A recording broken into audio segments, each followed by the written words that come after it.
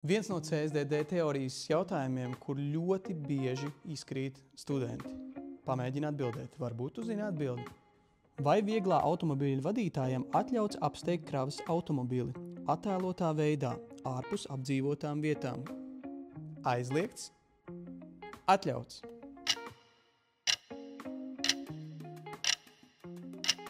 Un pareizā atbilde ir aizliegts.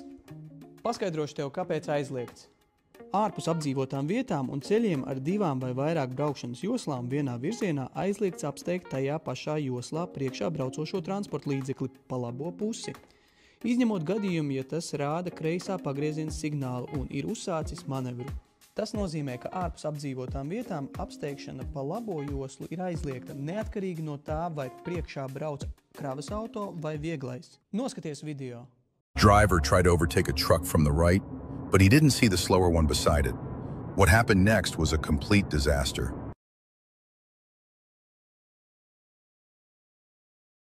Cerams, ka tagad tev ir saprotama šī situācija un noteikumi.